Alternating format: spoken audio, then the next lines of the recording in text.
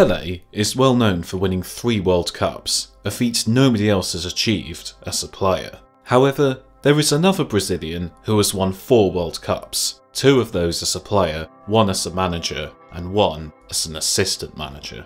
That man is Mario Zagallo. Commonly known as the Professor, Zagallo has played an enormous part in the history of Brazilian football, involved in all but 1 of their World Cup victories over a long and distinguished career. This is a story of Mario Zagallo, the Professor of Brazilian football.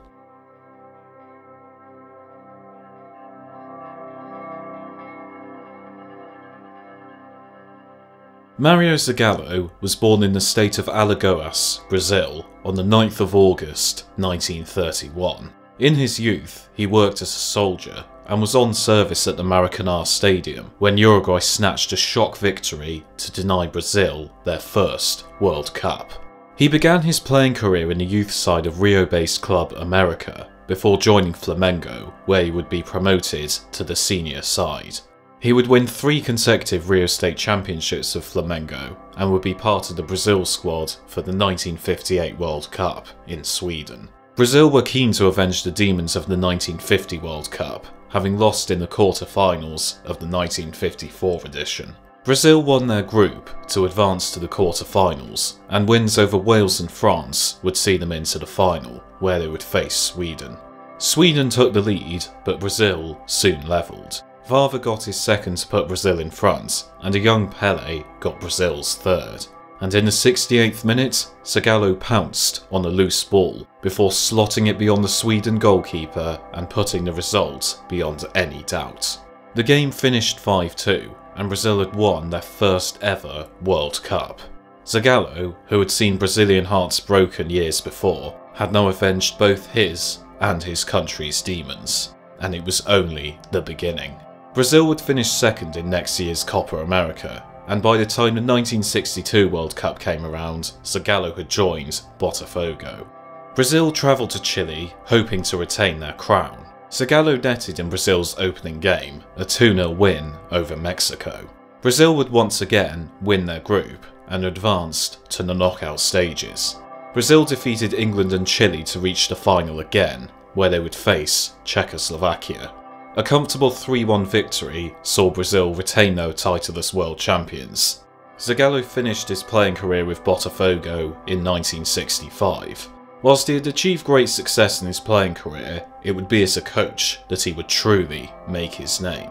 He returned to Botafogo in 1966 as a manager, and won Taça Brazil, 2 Rio State Championships and 2 Guanabara Cups in his first 2 years in charge. He would have a brief spell in charge of Brazil from 1967 to 1968, before returning his focus to Botafogo.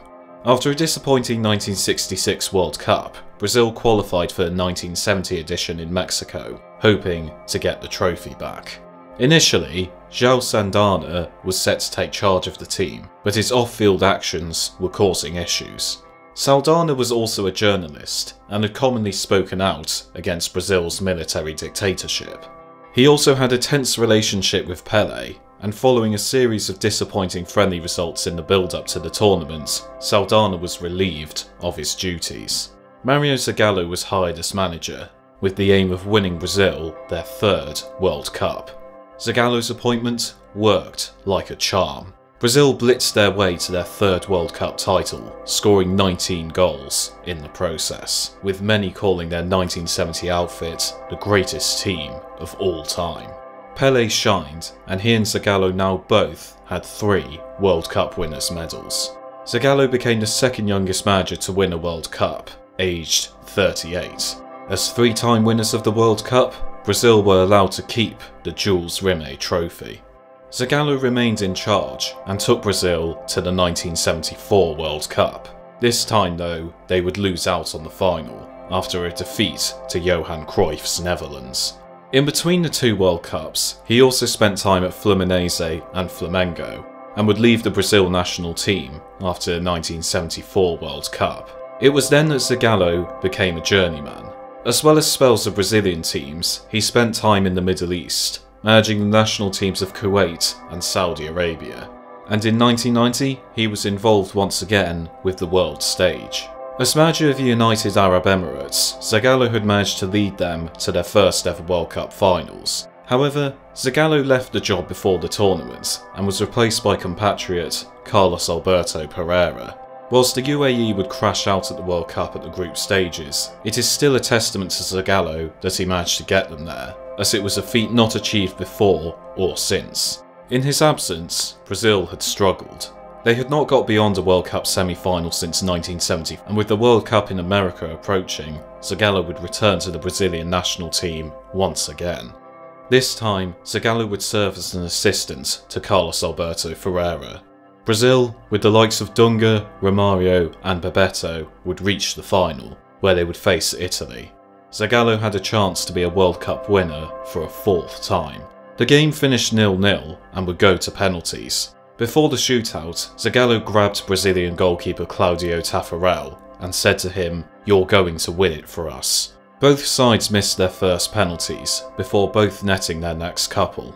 Claudio Taffarel would save from Daniel Massoro before Dunga netted to give Brazil match point. Roberto Baggio stepped up to save the final for Italy, but he blazed his penalty over the bar. Brazil and Mario Zagallo were world champions for a fourth time. After the victory, Zagallo would once more assume the role of Brazil manager, and the next year he had a huge chance to fill a void in his trophy cabinet. Despite the quality of the Brazil side he was involved with, Zagallo had never won the Copa America. He had a chance to change this in the 1995 edition in Uruguay, as Brazil reached the final. Brazil would face the hosts, and Tulio gave the Brazilians the lead in the 30th minute. Uruguay would level in the 51st minute, and with neither side able to find a winner, the game went to penalties. And the shadow of 1950 continued to loom over Brazil. Uruguay won the match on penalties, denying Zagallo and Brazil a much-desired Copa America. 2 years later, Zagallo had another chance to finally get his hands on the trophy. Brazil blitzed their way through the group, with a young striker called Ronaldo starring, and a 7-0 win over Peru sent Brazil into their second consecutive final. For a second consecutive time, they would face the hosts in the final, on this occasion in the form of Bolivia. Brazil took the lead in the 40th minute through Denilson, but Bolivia would level the scores in the 45th minute. With only 11 minutes left on the clock, Ronaldo netted once more to put Brazil in front, and in the dying minutes, Zé Roberto would score to settle the game and the tournament for Brazil. Mario Zagallo finally had his hands on a trophy that had eluded him for his whole career. Later that year, Zagallo added another honour to his cabinet, with Brazil winning the 1997 Confederations Cup.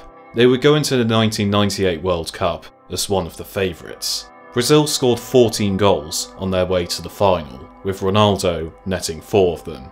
They would face France in the final, heavily expecting to retain their world crown. But this time, the sun was not shining on the Brazilians.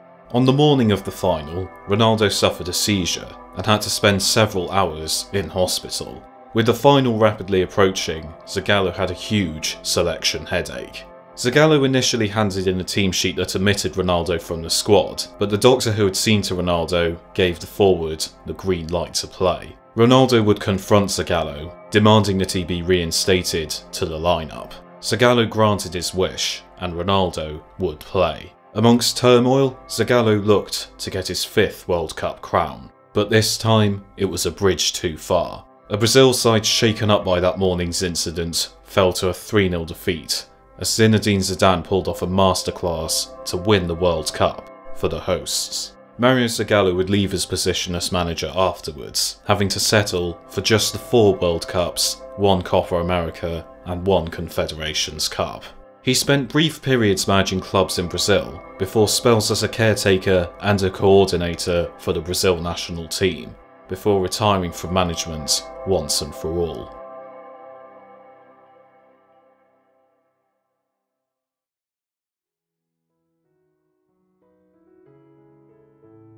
The fact that Mario Zagallo's name is so often overlooked when speaking of Brazilian legends is a disservice to what he has done not just for Brazilian football, but football as a whole. Nobody else in football has been involved with 4 World Cup winning sides, and his trophy cabinet is one that would fill anyone in the footballing world with envy. The Brazil side of 1970 is regarded by many as one of the greatest ever, and it is testament to Zagallo that he managed to achieve so well with this side after being drafted in as a coach just before the tournament. On his 90th birthday, Zagallo received a glowing tribute from his contemporaries, including the likes of Pele and Rivellino. Pele would thank Zagallo for existing, saying that what he achieved would not be possible without Zagallo's help. Zagallo is an often unsung hero of football, but his place in Brazilian football history is secure, and it is unlikely that anybody will ever achieve as much for their nation as Mario Zagallo has done for Brazil.